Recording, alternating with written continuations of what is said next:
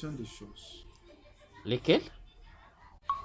Nous sommes dans la période apocalyptique. Oui.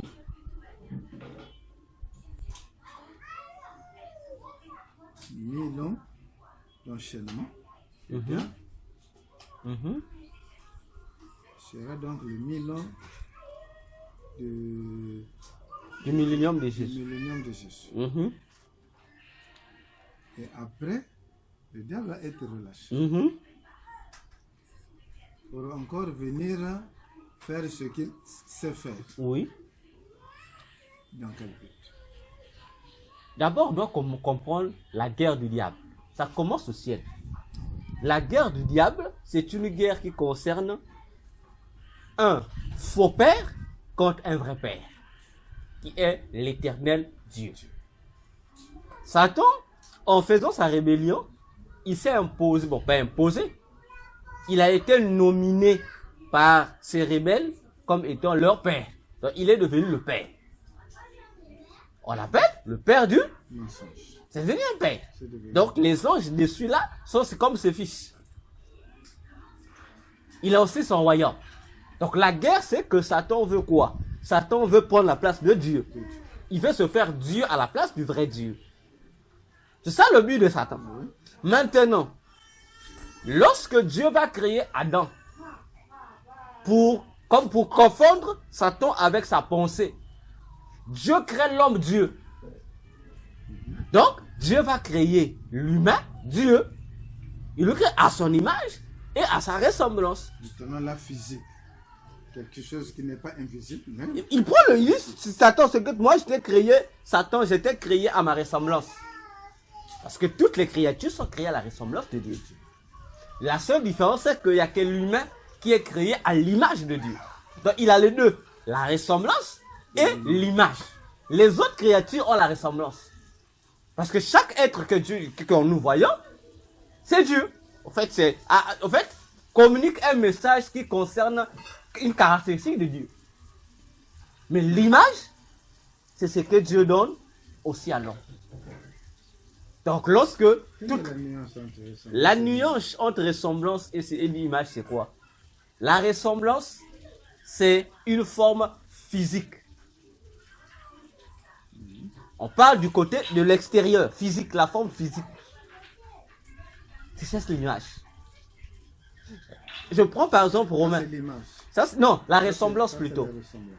Romain dira, Romain 1 nous dit que toute la création témoigne ou parle, confesse la divinité de Dieu. Ça veut dire que lorsqu'on regarde le ciel, ça nous parle de la divinité de Dieu. Ok?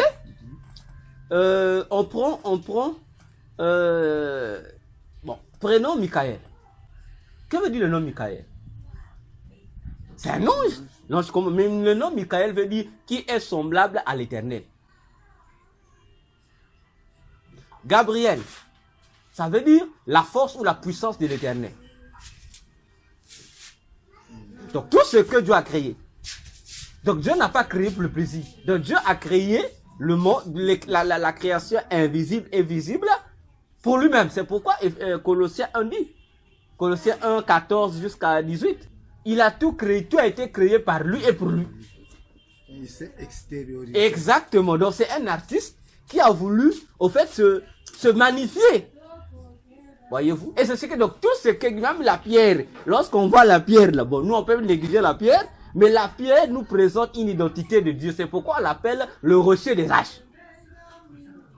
Qu'on aille du côté en fait, toutes les créatures ont la ressemblance de Dieu.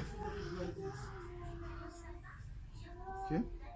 L'image maintenant, c'est le côté invisible. C'est spirituel. Exactement, qu'il a spécialement pris, qu'il a donné à l'homme. Et les anges sont aussi. Non. Si les anges avaient l'image de Dieu, les Satan allait être pardonné avec sa rébellion. C'est pourquoi Jésus, lorsqu'il vient, bon, Dieu, le même Dieu, il vient seulement faire quoi? On dit, il vient restaurer son image dans la créature qu'il apporte. Donc, dans tout l'univers, l'unique créature qui porte l'image, c'est l'humain. C'est pourquoi Jésus en dit, il est l'image de Dieu. Voyez? Or, l'image nous renvoie, on dit, à l'empreinte même. C'est pourquoi celui qui reçoit Jésus retrouve l'image de Dieu. Voyez? Il retrouve. Or, l'image de Dieu, c'est ce que nous appelons. En est c'est l'esprit de Dieu, puisque Dieu est esprit. Les anges croient qu'ils sont de nature esprit, mais ils n'ont pas l'image de Dieu. Ils n'ont pas l'image de Dieu. C'est ce qui donne la supériorité de l'être humain sur toutes les créatures, visibles comme invisibles. Jésus est souvent venu restaurer son image à l'homme. Or, si Satan était créé aussi à l'image de Dieu, il devait avoir droit au salut. Or, le salut ne concerne que ceux qui ont l'image.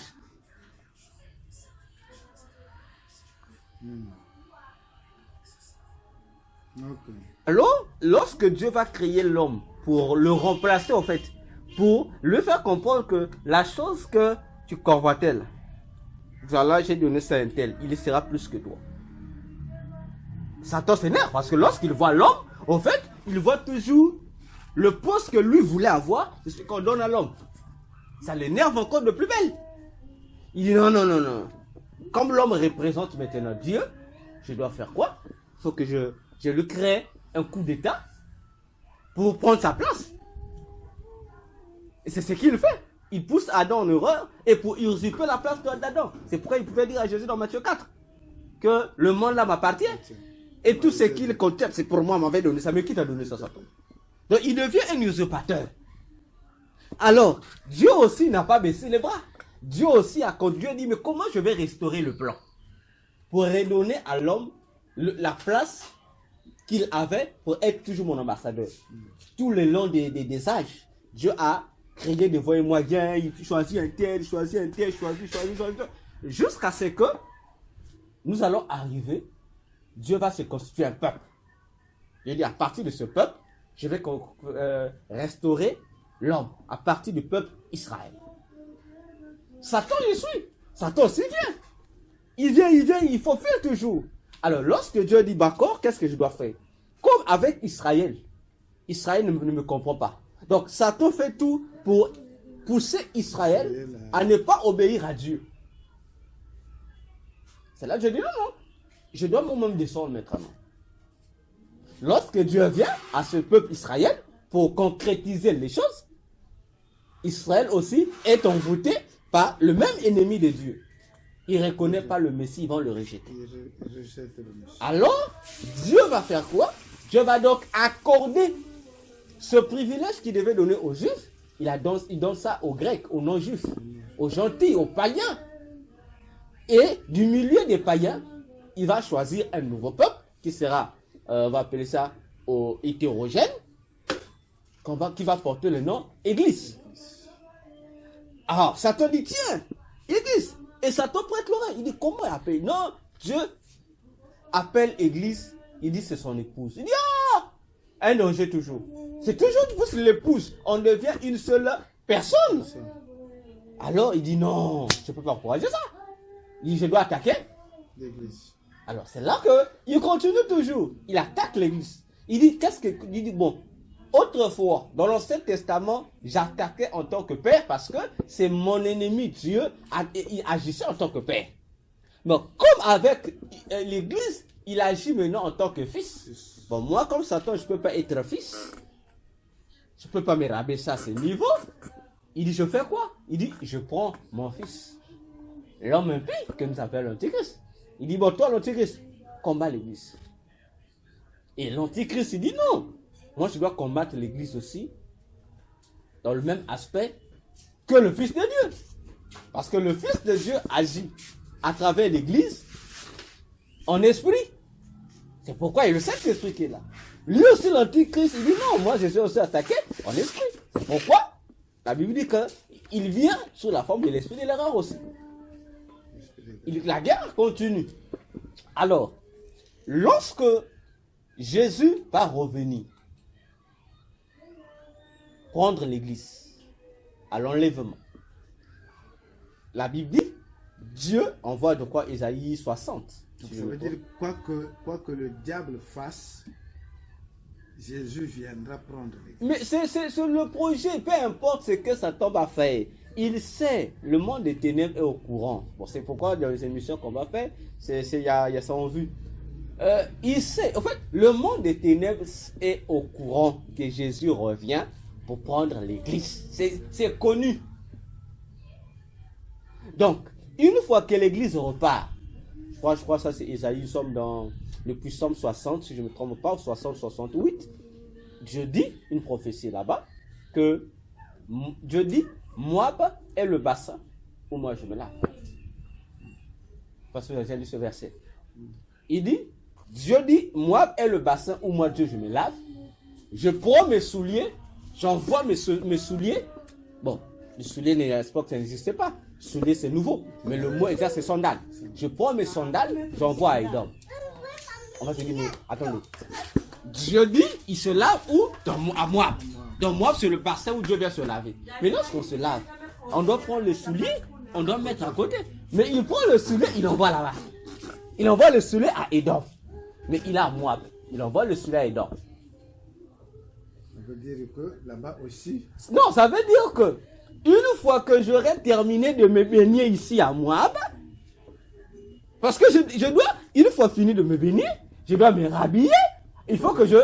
Mais mes sandales se trouvent où? Je dois aller prendre mes sandales à Edom. À Edom, je dois aller me revêtir pour porter mes sandales à Edom. Or, Edom, non. Moab prophétise l'église chrétienne. Et Edom prophétise Israël. C'est pourquoi Ésaïe pouvait dire. Non. Ça dépend des contextes. Ésaïe va dire, qui est celui qui vient d'Édom? Il a des habits rouges. On dit, il revient du pressoir. Parce qu'il a eu à faire du pressoir. On se pose la question. Actuellement, Jésus, le fait qu'il se lave dans le bassin de moi, il est nu là, dans le bassin. Il est dans l'église. Donc nous, l'église, nous avons l'opportunité de voir Dieu nu. C'est pourquoi Jésus disait dans Jean 15, je ne vous appellerai plus serviteur. Parce que le serviteur ne connaît pas tout de même. Mais je vous appelle mes amis. Pour qu'il n'y ait plus de secret entre nous. C'est pourquoi il dit, je vous enverrai l'esprit. Jean 16, 13. Il vous conduira dans la vérité. Il y a des choses que je dois vous dire. Mais vous ne pouvez pas supporter. Mais lui viendra. Vous saurez tout. C'est pourquoi avec l'église Moab, nous avons... Il n'y a pas de mystère avec Dieu. Tout est éclairci. Mais une fois qu'il va finir de prendre son bain, il va aller récupérer les souliers. Or, les souliers, c'est le droit du rachat. Les souliers sont restés là-bas jusqu'à aujourd'hui. Il n'y a personne qui soit capable de porter les souliers. Parce que là, nous allons dans la loi du Lévira, qui est la loi du rachat. Qui doit racheter une femme qui est restée là. Israël. Il faut qu'on puisse racheter cette dame-là. Mais Dieu a dit que moi, je suis venu, je voulais racheter. Mais le peuple m'a dit, non, c'est pas toi, tu n'es pas digne. Je suis dit, ok, dans Jean 5, 43, il dit, je suis venu au nom de mon Père. Vous ne m'avez pas accepté. Mais si un autre vient en son propre nom. Donc, le droit de rachat, Jean-Baptiste avait vu. Il dit, je ne suis pas digne de faire quoi? De lui dire, enlève tes souliers pour que moi je porte. Il dit, non, je ne peux pas. On se pose, quel rapport Jean-Baptiste avait-il avec les souliers de Jésus? Pourtant, il y avait les riches qui venaient se faire baptiser, qui avaient même des sandales plus belles que celles de Jésus. Mais lui dit, non, ce soulier-là. Parce que Jean, en tant que prophète, il voyait ce que les autres ne voyaient pas. Il dit, Jésus porte. Mais dire, comme vous ne m'avez pas peiné le soulier, je laisse ça là. Quand vous dites, c'est pas moi votre Messie. Donc, c'est pas moi qui dois racheter. Je laisse ça là. Maintenant, moi, je vais nu-pied. Là, on va me recevoir nu-pied. Là où je n'avais pas le droit de rachat, je vais moi là-bas. Et il vient. Le soulier jusqu'à aujourd'hui traîne. Parce qu'il n'y a personne qui doit porter ça. Personne n'est capable de dire, c'est moi qui vais racheter cette personne. Alors, lorsqu'il y aura l'enlèvement de l'église, Jésus doit aller en Israël, à Édom. Il doit aller en Israël, à Édom. Pendant l'enlèvement. Après l'enlèvement. Déjà, l'église est là. Lorsque l'église est partie, après qu'il y a eu les noces de l'agneau, tout ça là, pendant que l'antichrist est là. Donc lorsque l'église est enlevée, c'est l'antichrist qui vient. Et l'antichrist vient aussi, il le suit, parce qu'il est au courant que lorsque Jésus va, il revient maintenant pour poursuivre la mission avec Israël. Et en tant que tel, il viendra toujours en tant que fils. Mais lui, il change de titre aussi. Là, on l'appelle plus l'esprit de l'erreur. Là-bas, maintenant, avec Israël, il se nomme maintenant Messie. Comme le Messie, là, il est le Messie. Il va maintenant se dire fils de David, c'est lui. Il change de nom seulement. Mais là, il sait que le premier Messie agissait en Israël physiquement. Il dit, bon, moi aussi je viens physiquement. J'étais esprit, cette fois-ci maintenant je me manifeste.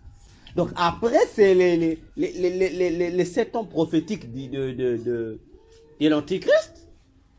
Là, nous tombons sur Apocalypse 19, verset 10 jusqu'à la fin. Le ciel souffre. Le vrai Messie descend. Pour venir combattre l'Antichrist. Parce qu'une partie d'Israël corrompue va se réveiller grâce à l'évangélisation, tant des 2 témoins que des anges. Pour préparer Israël pour son rachat. Voilà. Israël va reconnaître, comme dit Zacharie 10, dans Zacharie 9, 10, 11 et 12. Ils vont pleurer sur lui comme on pleure sur un fils unique. Ils vont reconnaître que c'était lui, que eux, ils avaient percé. Ils vont reconnaître, ils vont se lamenter. Le reste, là, pas tous les juifs, une partie seulement des juifs va reconnaître. Et c'est cette petite partie-là, ce reste, qui va former maintenant le nouveau peuple d'Israël. C'est comme les juifs qui sont sortis avec Moïse, les Hébreux, ce ne sont pas eux qui sont rentrés à Canaan. Dans cette génération, il n'y a que 2. Mais c'est une nouvelle génération qui ont été dociles avec Josué, qui ont eu accès à Canaan.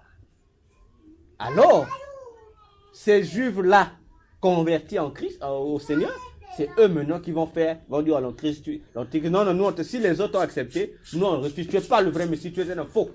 C'est là que l'Antichrist va maintenant déclencher la phase de son règne que la Bible appelle la grande tribulation. Non, allez-y d'abord jouer. Après tu vas revenir.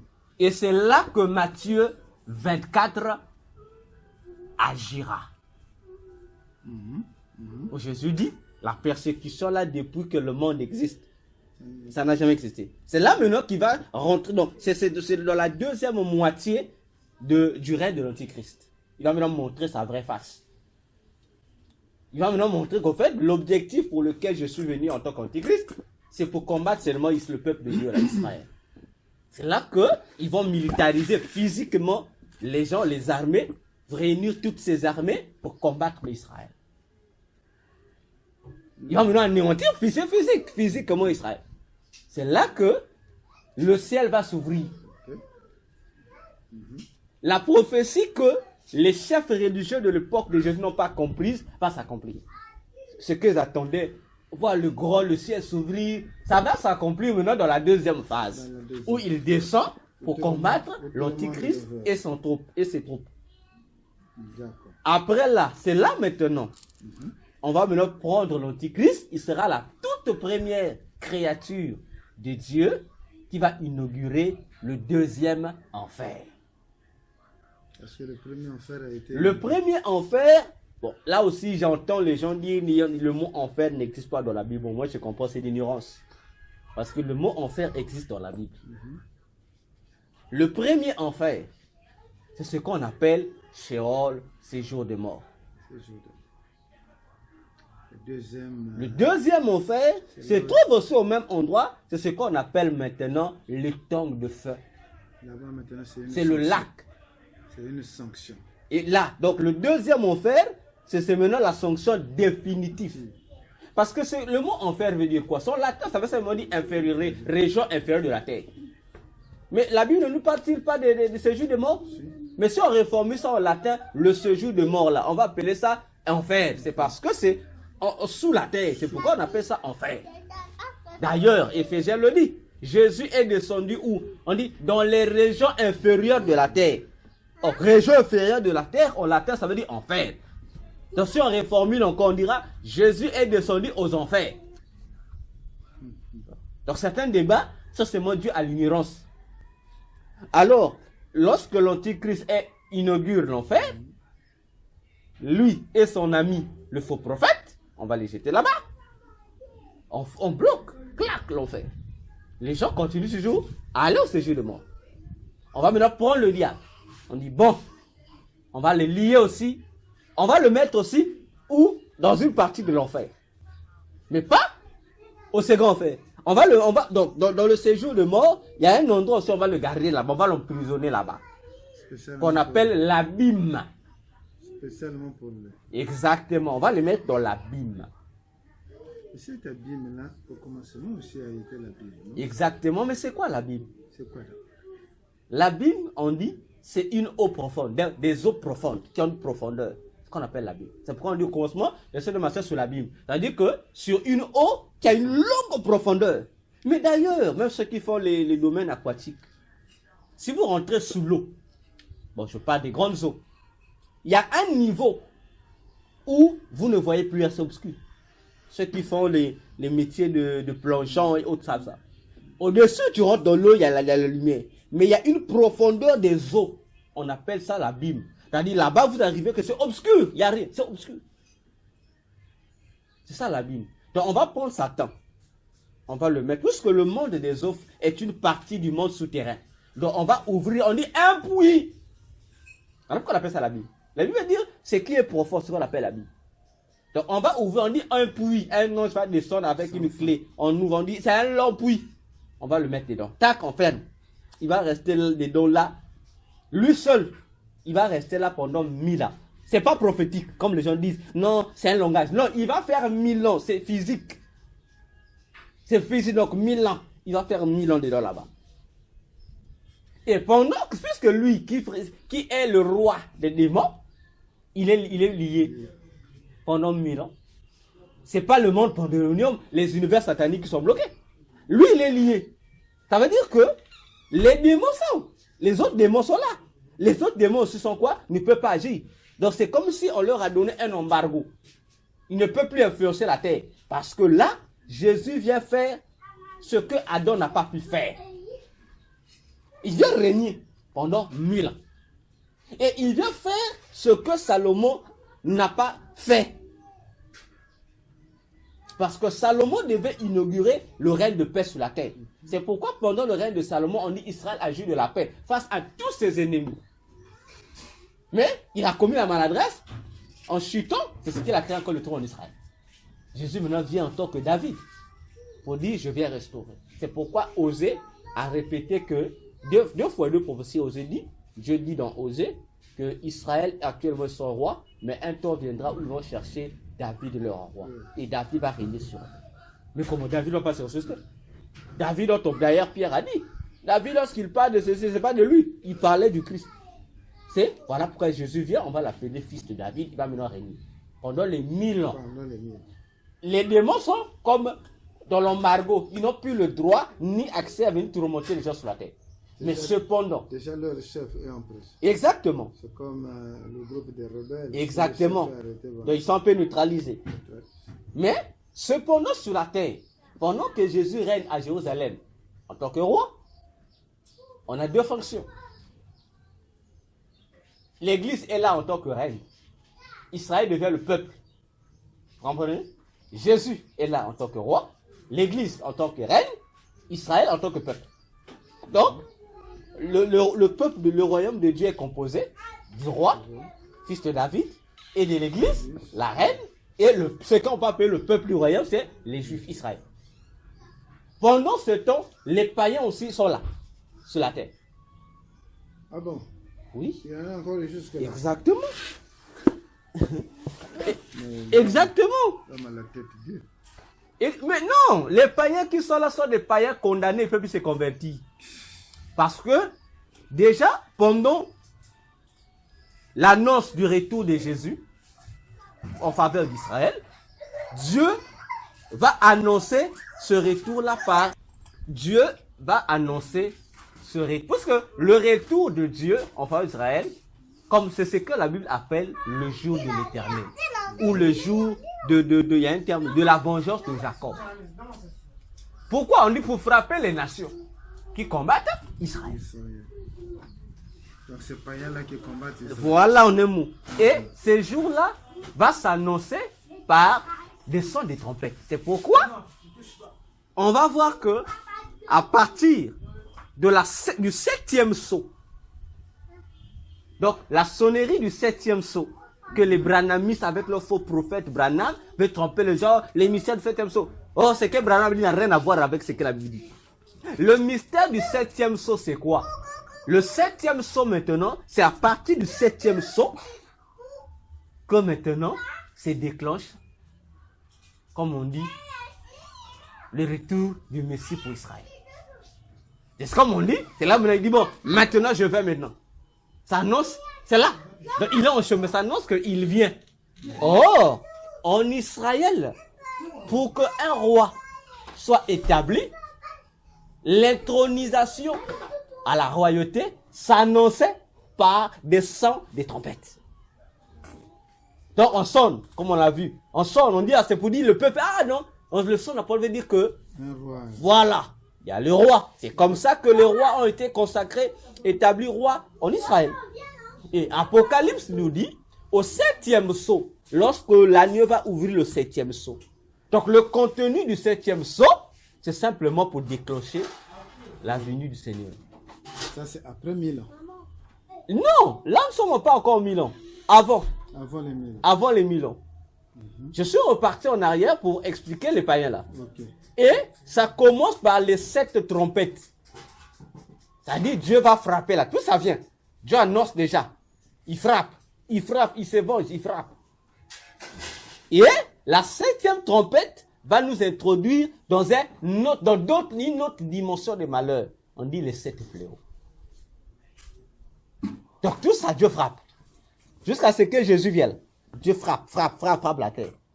Alors, pendant cette période de frappe, déjà même avant même que Dieu ne frappe, dès lors que l'Antichrist va déclencher la grande tribulation, le monde sera scindé en deux. Le monde sera scindé en deux. Et puis ce n'est pas les croyants. Non, il y aura des croyants.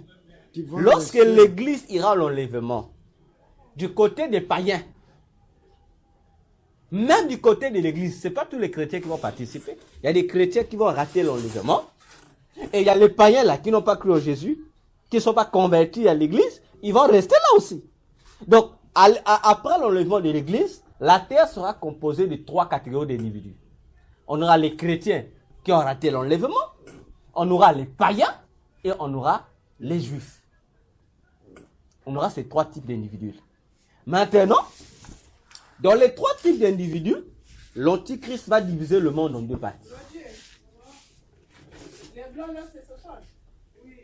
La partie, le camp de Jésus et le camp de l'Antichrist. C'est là où il va imposer pas la marque de la bête, non. Non. Les marques de la bête. Il y en a 3. La Bible dit mal. Non, les gens lisent mal l'Apocalypse. Il y a 3 marques qu'il va imposer. Il y en a 3. J'ai un livre où j'ai écrit sur la marque de la bête, j'ai été précis. J'ai parlé du 666. Donc le 666 est l'une des marques. Il y a 3 principales marques que l'Antichrist va imposer sur la terre. Apocalypse très éclair. Il y en a 3. Il y a 3 marques. Parce qu'en fait, les gens sont embrouillés. C'est le 666 qui embrouille les gens, en fait. L'Ivax 6, oui. Mais attention, il y en a 3. Il y a 3 éléments que l'Antichrist va mettre comme étant ses marques. Il y en a 3. Donc on va prendre Apocalypse. Condensé dans le 666. Oh. À part le 666. À part le 666. Attendez, prenons Apocalypse 13. On prend Apocalypse 13. Non. Allons vers la fin. Prenons à partir du verset. Attendez. 14. Prenez à partir du verset 14. C'est que la bête qui a la forme de le faux prophète fait. Et elle séduisait les habitants de la terre par les prodiges qui lui étaient donnés d'opérer en présence de la bête. Ok. Disons, ici la bête c'est qui? C'est l'Antéchrist. Le faux prophète. Ici il y a 2 bêtes. il y a la bête qui a la corne. Lorsque dit elle, le elle là c'est mis le faux prophète qui faisait des prodiges qui lui a été donné de faire devant la bête. Donc la deuxième bête ici, c'est l'antichrist. Voilà, la première bête, c'est le faux prophète. La deuxième bête, c'est l'antichrist. Disons aux habitants de la terre Ok. de faire une image à la bête qui avait la blessure de l'épée et qui vivait. Ok. On dit, la première bête, le faux prophète, pousse à, donc il a poussé à ce que les habitants de la terre fassent une image de la bête. Exactement. Allons-y, verset 15. Et il lui fut donné d'animer l'image de la bête. Ok. Afin que l'image de la bête parlât et qu'elle fit que tous ceux qui n'adoraient pas l'image de la bête fussent tués. Ok. Ça c'est, on dit, il y a un élément ici, non? On a fait une image de la bête. Une image. Et on demande aux gens d'adorer l'image. Adorer l'image. Verset 16. Parce que l'image aussi commence à parler. Exactement. Verset 16. Et elle fit que tous, donc c'est la première bête. Oui, oui, toujours elle, la première fait bête. que tous, petits et grands, riches et pauvres, libres et esclaves, reçussent une marque sur leurs mains droite ou sur leur front. On a combien de symboles déjà pour l'antichrist? Il y en a On a l'image qu'on doit adorer. Et on a encore quoi? La marque qu'on doit avoir sur la main ou sur le front. On a deux éléments qui représentent l'antichrist. Et que personne ne put acheter ni vendre. Attendez que l'argent là me passe. Ok, je vais répondre le verset 17. Et que personne ne put acheter ni vendre sans avoir la marque, le nom de la bête ou le nombre de son nom. Voilà. Vous avez combien d'éléments? Presque 4. Ou disons, il y a 3 marques. Il y en a 3. Ouais. Ou c'est le nom, ou c'est le nombre. Voilà. On a, Donc, si c'est pas la marque. Si c'est pas le nom, c'est Donc, le nombre. ok. Donc on a la marque, on a le nom ou le nombre. Et le nombre, on dit, c'est ce qu'on nous a dit que c'est le nombre de son nom. De la bête, c'est 666. C'est une marque. Le 666, c'est une marque. Mais en dehors du 666, il faut avoir son nom.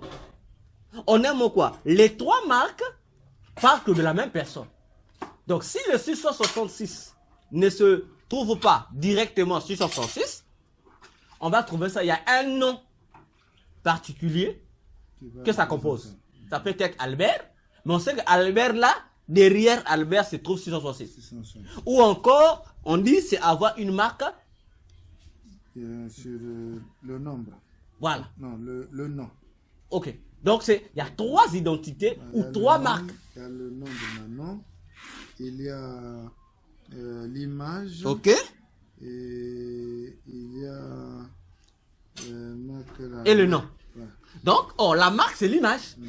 Donc, si tu n'as pas l'image de la bête, soit tu auras le nom, ou tu auras son nom. Donc, tu as que ces 3 éléments qui caractérisent l'antichrist. Voilà pourquoi je parle de 3 marques de la bête. Alors, tous ceux qui ont la marque, ou les marques de la bête, ils appartiennent, David dit que définitivement à la bête. Tu ne peux plus être sauvé. Si tu reçois l'une des marques de la bête, Apocalypse dit à Jean, ceux qui vont recevoir les marques là, ils ne pourront plus être sauvés. Donc ils sont perdus pour la vie. Quel que soit... Il ne peut plus se convertir. On dit que c'est fini, donc vous êtes perdus à jamais. Même si ils font semblant de venir à l'église. Vous êtes perdus puisque la marque à l'époque de l'Antichrist, ça sera physique. Et Dieu aussi de son côté, Apocalypse 7, Dieu aussi va marquer d'une marque physique ceux qui vont lui appartenir. Porteront le nom. Quelqu'un, j'ai entendu un des hommes de Dieu qui disent jusqu'à aujourd'hui que la marque de la bête, c'est pas physique, c'est invisible. Ceci. Bon, moi, j'ai toujours dit aux gens, je ne sais pas quelle est cette Bible que nous lisons nous. Est-ce que c'est la même Bible ou s'il y a une autre Bible? Et il y a même un qui a osé dire, mais est-ce que la marque de Dieu, c'est quoi? Est-ce que la marque de Dieu est physique? Ou c'est spirituel? On dit non, c'est spirituel. Comme l'antique l'a copié Dieu, ça veut dire que sa marque c'est spirituel. Mais non, tu as mal lu l'homme de Dieu. Tu ne comprends pas les choses de Dieu. Si tu ne connais pas, interroge, on va te répondre. La marque de Dieu, commençons avec la marque de Dieu. Mais les chrétiens savent seulement que la marque est spirituelle. Mais les chrétiens ne savent pas que cette marque spirituelle est visible, est physique. Et lorsque les gens vont comprendre, comme oui. Mais attends. C'est quoi la marque de Dieu? C'est déjà l'esprit qui nous donne. Le Saint-Esprit. Le Saint-Esprit est physique ou invisible? Invisible. Pour nous. Non, non, je pose la question. Oui. Lorsque le Saint-Esprit que nous recevons, il est visible, non, il est physique ou invisible? Non, visible ou invisible? Visible dans sa manifestation. Non, je repose la question, pasteur. Oui. Le Saint-Esprit Oui. est-il visible ou invisible? Bon, je reformule. Par rapport à ce que la masse des prédicateurs ou des pasteurs enseignent, que la marque du Saint-Esprit est une marque invisible. Maintenant, je vais vous répondre à la question. C'est invisible ou c'est visible? Visible. Pourquoi c'est visible? Visible parce qu'elle a sa manifestation. Exactement. Parce que, oui, le Saint-Esprit est invisible. Mais lorsque nous recevons le sceau, comme le dit Ephésiens 4:30, c'est le sceau. Le sceau est une marque, c'est un cachet. C'est vrai. Physiquement, on peut dire, on ne va pas le cacher. Mais le cachet là est imprimé en notre esprit, c'est invisible, oui, mais il est à la fois invisible et visible. Parce que ce sceau-là, ce n'est pas un sceau qu'on a mis pour le plaisir. C'est un sceau qui doit se manifester. Et on nous parle des fruits de l'esprit. Pour dire que les fruits là viennent montrer que nous sommes connectés à... Voyez-vous donc, la marque de Dieu sur le chrétien est à la fois invisible et physique. C'est pourquoi on distingue ceux qui appartiennent à Dieu et ceux qui n'appartiennent pas à Dieu au travers des marques physiques. Et Paul dit dans Galates 5:22, le fruit de l'esprit. On le cite. Et c'est ce qui démontre que tu es né de nouveau. De même aussi, puisque l'Antichrist a imité Dieu pour avoir sa marque, et lui aussi va faire quoi? Il va mettre. C'est voilà pourquoi on dit, si tu n'as pas la marque, on va imprimer sur toi, on dit l'image. Mais l'image est physique ou invisible? C'est physique. Donc tu vois que c'est comme un tatouage de la marque. Alors, si tu n'as pas le tatouage, tu auras le nombre sur toi. Et si tu n'as pas le nombre, tu vas porter le nom. Or, porter le nom est invisible. On ne va pas écrire le nom sur toi, mais tu portes le nom. C'est comme on dit, on dit les gens du PCT. On dit ce sont les PCT, je ne sais pas comment on l'appelle, les PCTI, je ne sais pas comment. Les communismes, ceux qui appartiennent au communisme, on dit ce sont des communistes. Mais est-ce qu'on écrit communiste sur leur front? Mais ils portent ce nom, c'est un nom. Ils portent le nom. Et ça se manifeste par leur façon de faire. Exactement. Voyez-vous? Et Dieu aussi va faire la même chose. Et donc, à l'époque où il y aura cette guerre, on aura les gens qui vont physiquement marcher avec le sceau de l'Antichrist et ceux qui vont marcher avec le sceau de Dieu. Et là, dit la Bible, c'est là que Jésus vient faire le vendage. Une séparation définitive entre ceux qui l'appartiennent. Donc, dès qu'on arrive au millénium là, déjà, la sélection est close. Donc, ceux qui sont restés définitivement païens, vous êtes égarés pour le bon. Ceux qui ont accepté le sceau de Dieu pendant cet événement, vous êtes restés sauvés pour le bon. Mais la vie continue. On continue. C'est comme s'il n'y a rien. La vie continue. Donc, chacun a sa marque. Et la vie continue. Les païens vont aussi continuer à mettre au monde. Ils vont continuer leur vie. Mais ils restent définitivement égarés. Parce que tous les païens ne vont pas mourir. C'est là que la Bible déclare, Romain dira que l'humanité attend avec ardent désir la manifestation du Fils de Dieu. C'est là. Mais comment on va se manifester? On dit le Fils de Dieu. Et Jean a dit, ce que nous sommes n'a pas encore été manifeste. Mais lorsque Christ viendra, ça va être manifeste. Mais Jean parlait de quoi? Parce que là, Jésus vient, l'Église revient, on ne sera plus comme ça. On va maintenant régner sur la terre avec Christ pendant le 1000 ans, avec notre aspect de gloire. D'ailleurs, 1 Corinthiens 15 le dit, versets 50 à 52. Nous sommes enterrés, terre, en tant qu'avec une forme corruptible, mais nous serons ressuscités incorruptibles avec un corps de... Nous venons donc, le païen va reconnaître que nous sommes des enfants de Dieu par rapport à notre apparence de gloire. Par rapport à notre aspect. Voilà. Ça fait notre aspect. Comme l'aspect avait vu Abraham. Exactement. Les visiteurs. Voilà. On dit, ça c'est les enfants de Dieu. Mais trop tard. Parce que vous avez reçu un cachet, un visa définitif. Donc le monde sera scindé en deux. Et Jésus vient régner pour restaurer Israël. Donc on va voir les païens là-bas. Donc les païens seront hors de nos murs. Ils vont rester là-bas. Donc on sera comme dans les clôtures. On revient à Jérusalem. Non? Jérusalem avec notre muraille. Donc nous sommes dans notre ville et nous sommes entourés des païens. Et c'est là maintenant, comme les païens sont encore, c'est là que Satan, lorsqu'il sera libéré, il va encore aller séduire les quatre coins, les habitants des quatre coins de la terre. Les païens là, en fait, ceux qui l'appartiennent, ceux qui ont la marque, il va les séduire maintenant pour un combat corps à corps physique avec le royaume de Dieu physique. C'est là que voilà, c'est ce que la Bible appelle maintenant la guerre de Gog et Magog. Donc il va maintenant prendre ces démons de tous ces royaumes-là. Il dit, bon, venez maintenant. Il va prendre ces païens-là. Gog et Magog, c'est voilà. Des démons, non? Oui, bien sûr. Donc il va rassembler les deux, son monde spirituel et son monde physique, les païens qui en ont marre. Il dit, cette fois, on va maintenant faire un combat physiquement parlant contre Jésus qui est là. Et c'est là maintenant qu'ils seront tabassés. Et après avoir tabassé, on va maintenant prendre le diable et tous les démons. On va les mettre. On va les mettre on va les jeter dans le temps de feu là-bas. On va les mettre là-bas. Et on va prendre les païens. Donc c'est là qu'une fois fait, on dit automatiquement, le monde change. On rentre dans le jugement dernier. Et les païens restaient vivants. Et les païens morts. Pourquoi on dit là tout le monde doit être vivant? On va ressusciter tout le monde. Donc tous les morts là seront ressuscités. Tout, toi, on te ressuscite correctement. On vous retire du premier enfer du séjour de mort où vous êtes torturé. Et tout le monde se retrouve devant le trône. Voyez? Et on ne juge pas Satan. Satan le prend lui et le dos. Satan, l'antichrist et le faux prophète. Les trois sont déjà dans ils n'ont pas besoin de jugement. Maintenant on va prendre les autres démons là. Les autres démons là. On dit, bon, vous, venez ici. C'est là que Dieu dit, Paul dit, nous allons juger les anges. On va juger les autres démons pour leur dire. Mais quand on dit, mais comment on va les juger? Oui, on va les juger.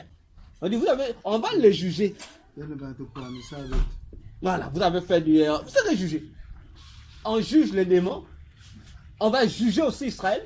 Et le jugement des 12 tribus d'Israël sera donné aux 12 apôtres de Jésus. On va les juger. Et les païens vont passer, on va juger les gens.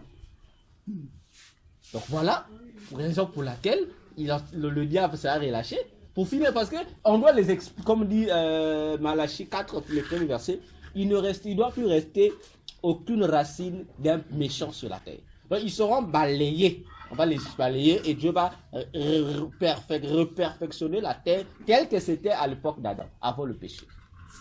Voilà comment les choses vont se passer. Et tout le monde sera là de toute façon. Le problème, ce n'est pas être. Le problème, c'est la destination. On va te jeter après avoir. On a côté un final où tout est fait, là, la joie, le bonheur. Donc, il faut mourir tôt. Ou faut mourir avec. Non, il faut mourir tôt avec Christ. Il faut mourir tôt. Il faut mourir tôt, sinon ta femme va pleurer ici. Il faut mourir tôt. Mais effectivement. Donc, c'est voilà les réalités apocalyptiques qui attendent les gens à ce niveau-là. Qu'il a choisi que les choses se passent ainsi. Non, Dieu n'a rien choisi du tout. Non, quand je dis choisir, justement, attendre que les choses arrivent. Mais attendez, pourquoi l'appelle-t-on le juste juge?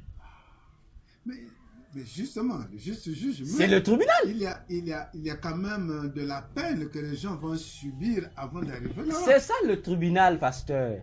Le tribunal ne condamne pas quelqu'un comme ça. Il y a des procédures à suivre jusqu'à la condamnation finale. Il y a des preuves.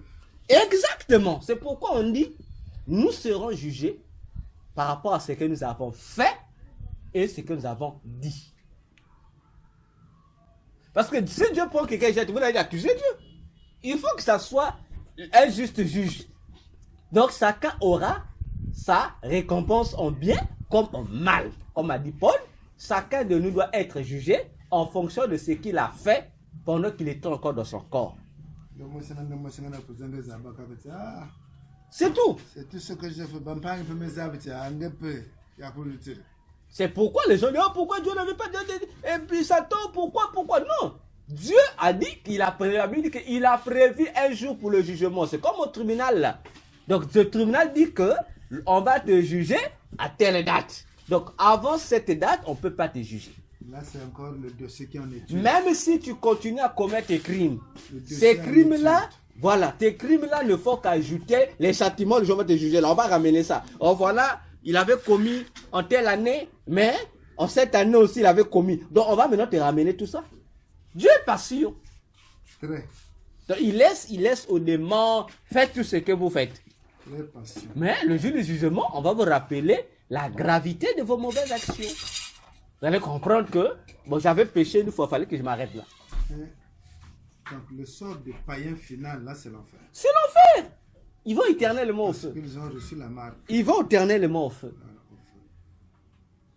Et ceux qui avaient reçu la marque de Christ, même qui étaient morts, vous reviendraient à la vie. Tout le monde reviendra à la vie. Maintenant, il y en a qui sont morts avec une certaine désobéissance. Ils n'ont pas peut-être porté la marque du diable. Vous avez la marque du diable. Ils ont commis des péchés. En fait, oui. Ils ont déjà la marque du diable. Ah oui, mais hop, attends, c'est Matthieu qui le dit, je crois. Oui, c'est Matthieu. Oui, Jésus dit, celui qui enseigne à l'autre, celui qui n'obéit pas à la loi, et qui enseigne à l'autre aussi de ne pas obéir, sera appelé petit. Dans le royaume des cieux, oui. Oui, mais là, ils ont des péchés. Ils ont le péché. Ça veut dire quoi? Pourquoi Jésus utilise ça? Parce que les gens confondent. Ah non, ça veut dire qu'ils vont rentrer au ciel, mais non, non. Jésus ne dit pas qu'ils vont rentrer au ciel. Au ciel, là-bas, on va l'appeler, il sera petit. Pourquoi il sera petit? Parce que ici, on nous met sous le principe de la grandeur et de la petitesse. Mais qu'est-ce qui a fait d'Adam grand? Qu'Adam soit appelé grand? Il faut repartir dans le jardin. C'est la parole qui a été déclarée. Faisant l'homme. C'est une parole qui a été déclarée. Donc c'est une parole. Donc le respect de la parole fait de toi grand. Mais celui qui ne respecte pas la parole et qui va aussi dire aux gens de respecter la parole, on dit que tu es petit. Et ça nous ramène à la balance. Daniel 5, je pense. Du roi Belshazzar. On dit il a été pesé. Il a été pesé et il fut trouvé léger. Mais attends, lorsqu'on a la balance, qu'est-ce qui est? Quelle est la position du léger et la position du dur? Comme tu le dis, dans le royaume. Ça veut mais dire oui, il sera appelé. Tu es là-dedans. Non, tu n'es pas dedans. C'est dans le royaume. Mais dans le royaume. Mais attendez, le jugement se fera où? Apocalypse nous dit. On dit. Le nuage va faire quoi? Il y aura un gros trône blanc là-bas. Donc il n'y aura plus barrière entre le monde physique et le royaume de Dieu. Mais le trône de Dieu là, mais c'est bon, moi j'appelle ça salle. C'est une salle qui se trouve dans le royaume des cieux, où se tiendra le jugement dernier. Donc nous serons physiquement sur la terre, mais donc la barrière ne sera plus. Donc les gens seront, donc toute l'humanité sera transférée dans cette salle là. Donc cette partie là, c'est dans le jugement. C'est le jugement, puisqu'on vous juge. C'est pas encore l'installation. C'est pas dans le royaume comme tel. Vous êtes tous nous serons transportés dans le tribunal de Dieu au jugement. C'est déjà dans le royaume. Donc vous êtes dans le royaume des cieux, non?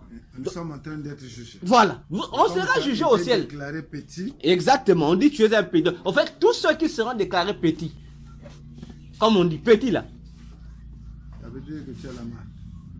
Oui. Que tu sois là, j'étais mort avant. Oui, mais le problème, c'est quoi?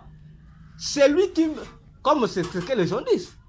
Oh, mais nos parents qui n'ont pas connu la Bible, et comment ça, ils vont aller en enfer? Oh, mais Paul a répondu à cette question dans Romains 2.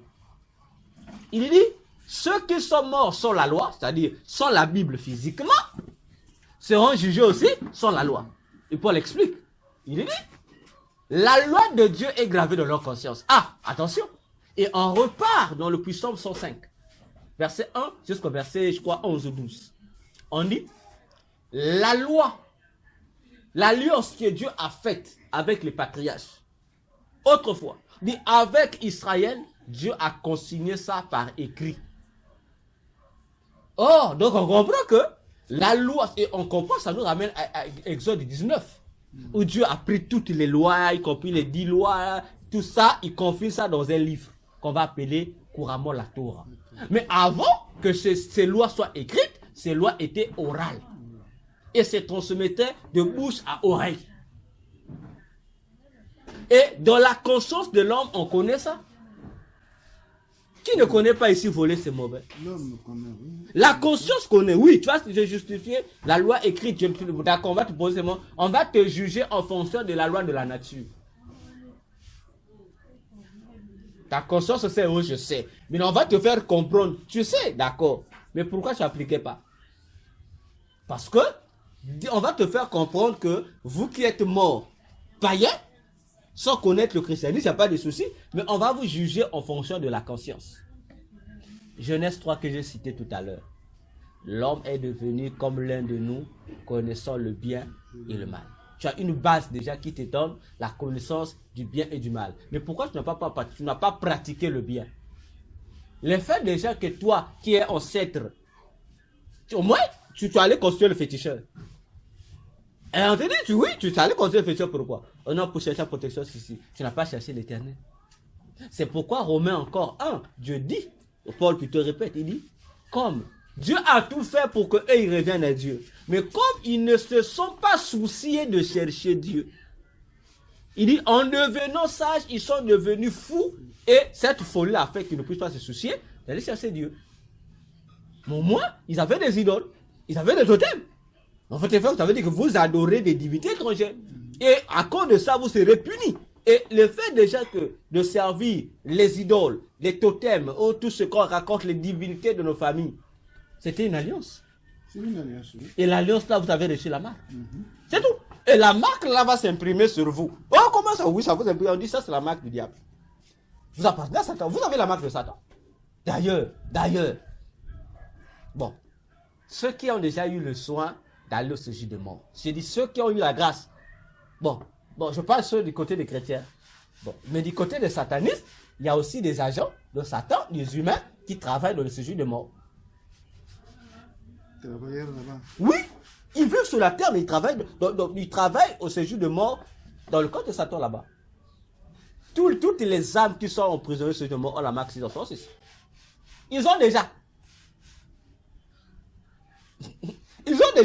Pourquoi? Il faut repartir dans la Bible, dans Jean 8 que vous avez lu tout à l'heure. Jésus a présenté deux pères. Ok? Il a d'abord dit aux Juifs que vous faites les œuvres de votre père. Ils ont dit non, on n'est pas orphelin. Notre père c'est Abraham. Jésus dit non. Si Abraham était votre père, vous ferez les œuvres d'Abraham. Ah, après il vient dire non, nous ne sommes pas les enfants des cieux. Nous avons pour père Dieu. Oh. Vous voyez les dégâts, ils ont commencé père Abraham. Pour dire qu'ils ont dit, comme pour dire, nous avons pour ancêtre Abraham. Jésus dit non. Il change, il dit bon. Il dit non, quitte l'ancêtre, va chez Dieu. Il dit Dieu est notre père. Jésus dit non. Vous faites les œuvres de votre père qui est le diable. Oh. Voyez? Et tout se démarque par quoi? Les autres. Or, pour faire les œuvres de Dieu, il faut avoir la marque de Dieu. Ça veut dire que pour faire aussi les œuvres du diable, il faut avoir les œuvres, plutôt la marque du diable. Et tu deviens fils du diable. Or, 1 Jean 3,8, je pense, nous dit, tous ceux qui pêchent sont du diable. C'est automatique. C'est pas négocié. C'est automatique. Donc, si tu es pécheur, que tu s'assois que tu aies connu Jésus, ou non, automatiquement, le monde spirituel sait que toi, tu es fils du diable, tu appartiens à Satan. Donc l'appartenance est automatique. Donc il n'y a pas un corps neutre. Voilà, donc voilà pourquoi on dit Dieu est le juste juge. Personne ne viendra bouder. Donc Dieu, je ne connaissais pas la Bible. D'accord, on dit viens. Il dit, mais tu étais trompé. Oh, par qui? Voilà les ancêtres que tu sais, le Dieu des ancêtres, c'était des démons. Oh, mais comment? Trop tard. Job était-il juif? Non. Job n'était ni juif ni hébreu. Parce qu'il a vécu dans la même période, je crois, avec Abraham. Mais il était dans une contrée qui n'était pas juive. Mais Job craignait l'Éternel. Et il était un souverain serviteur de cette région-là. Ah, ça veut dire qu'il connaissait Dieu. Mais il n'était pas juif. Si on remonte encore, en Égypte là-bas, les pharaons de l'Égypte, malgré leur pluralité de divinités, ils connaissaient le Dieu des Hébreux. Que ce n'était pas le Dieu des Égyptiens. C'était connu. Lorsque Moïse fuit l'Égypte, il va à Madian. Il va retrouver la Madian, un sacrificateur de Madian qu'on appelle Jéthro qui deviendra son beau-père. Mais Jéthro aussi a reconnu que le Dieu des Hébreux était différent du Dieu des Madian. Je monte encore, je reviens encore. La Bible dit, de l'endroit où Dieu a retiré Abraham, dans la maison, on peut dire, dans la maison divine. Parce que Terah, le père d'Abraham, est de la lignée divine. Mais on dit dans une même maison. Abraham adore le Dieu des ancêtres, le Dieu d'Adam. Mais le père d'Abraham, lui, il adore les autres divinités qui n'ont rien à voir avec le Dieu des ancêtres comme tel. Plus tard, Abraham va envoyer son serviteur d'aller chercher une femme pour son fils. Dans la maison de son frère, comme il appelait tout ça, Nacor, tout ça. Et après, on va arriver à Laban, qui était le frère aussi, un frère d'Abraham aussi. Mais ce qui est curieux, Laban c'était le fils du frère d'Abraham, non? Le parent, c'est un parent d'Abraham aussi. Mais c'était pas le Sarah, hein? Non, d'Abraham. Oui. C'est le fils de Nacor, frère d'Abraham, je pense. Alors, lorsqu'ils arrivent, on dit que Laban aussi servait ses dieux. Et Laban a même dit à Jacob, le Dieu de tes pères. Mais tandis qu'il reconnaît que le Dieu des pères, de tes pères, il parle d'Abraham et autres, Isaac, Jacob. Mais lui-même, qui est de la même famille qu'Abraham, il adore d'autres dieux qui n'ont rien à voir avec le Dieu des Hébreux. Donc le jugement, personne n'échappe. C'est équitable. Il n'y a pas un autre Dieu à faire la justice, non. Mais quand même, il y a dans le péché. Oui. C'est que tout le monde pêche. Oui. D'une manière ou d'une autre. Il y a des péchés pour lesquels tu n'es pas porteur de la marque. Non, non. Pour comprendre ça, il faut aller au tribunal. Au tribunal, on parle, bon, même dans toute la société, il y a deux genres de, bon, on va appeler ça de faute. Oui. On dit il y a faute. Conscient. Non. On dit il y a faute lourde et il y a faute moins lourde. Qu'on dit faute grave et faute normale. Faute, bon, disons faute légère mérite un blâme. Non, une blâme. Un blâme, non? Un blâme. Faute lourde mérite une sanction. Même dans les sociétés. Alors ça c'est jugé, c'est moins grave. On te notifie un blâme. Ah, voilà. Mais si c'est lourd, en tout cas, ça va chercher que tu sois radié. Ok? Les deux fautes-là nous renvoient, que ça soit involontaire, on retrouve les deux principes. Que ça soit volontaire, on retrouve les deux principes. On va s'expliquer avec Dieu lui-même. Comment peut-on imaginer, dans l'Ancien Testament, Dieu, dans les lois, c'est lui qui va tuer, Dieu donne le censure. Mais c'est le même encore qui dit qu'il faut créer des villes de refuge pour les coupables qui ont tué, s'ils doivent fuir là-bas, pour ne pas les toucher. On dit Dieu, mais il est juste en fait. On dit, oh mais Dieu, je veux dire, on doit, non, Dieu dit, s'il est là-bas, c'est ville de refuge. Dieu appelle ça ville de refuge. Ne l'arrêtez pas. Il a fui. Donc il s'est sauvé. Là-bas, on ne pouvait pas l'arrêter parce que c'est un territoire neutre. C'est la justice, non? Je vous dire quoi? Dans le péché. Et Jésus est venu nous expliquer ça, non? Dans l'Ancien Testament, tout ce qui était impureté et péché étaient liés. Mais lorsqu'on arrive dans le Nouveau Testament, Jésus les sépare maintenant. Il dit non. Impureté n'est pas forcément péché. C'est ce qui a fait une contradiction entre lui et les chefs religieux. Il dit, ce que vous appelez impur, vous faites péché. Il dit oui. Mais attention, il ne faut pas confondre impureté qui est liée au physique et l'impureté liée au péché. Il sépare les deux. C'est ça Dieu. Il vient éclaircir les choses. Comme pour dire ceci, on dit, c'est lui qui pêche et du diable. Et il y a une procédure. Parce que ici, on nous amène dans la procédure de la procréation. On est mort dans le ventre d'une femme. Ce n'est pas aussitôt sémence entrée que l'enfant se forme de ventre. Il y a des procédures. La sémence peut entrer. Mais parfois, la sémence va rencontrer des obstacles qui vont empêcher la formation de l'enfant. Vous voyez? Et c'est comme le péché. C'est un virus, non? Lorsque le péché entre en nous, il y a un effet. C'est pourquoi lorsqu'on repart dans Jean, c'est le français qui amène un peu, la traduction française qui amène un peu le langage là. C'est lui qui pêche et le diable. Or, dans le langage grec, on dit c'est lui qui pratique le péché.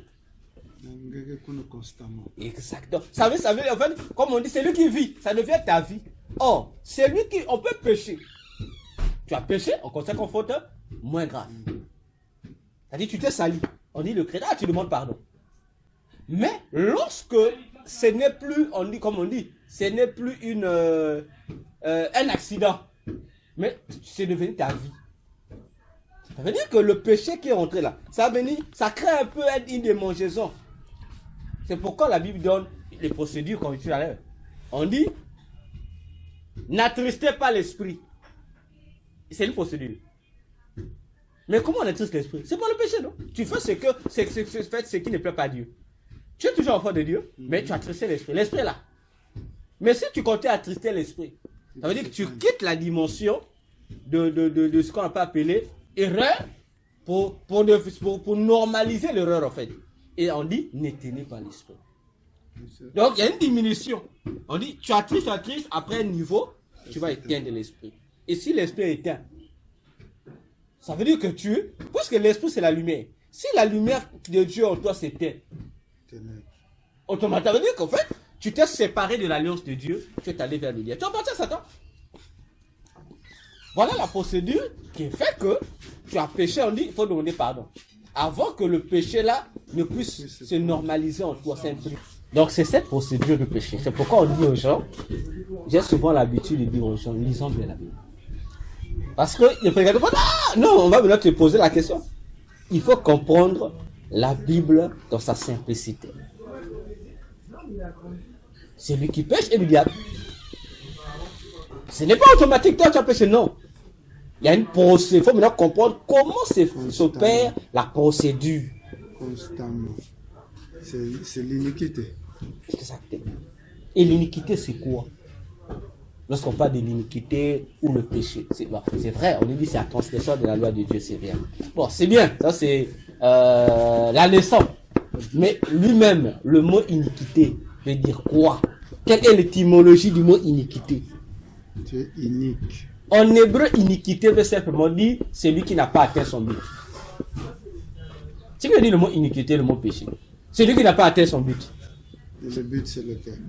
Mais si on dit que tu pêches, tu es séparé de Dieu. Mais si on reformule, le but sera quoi donc?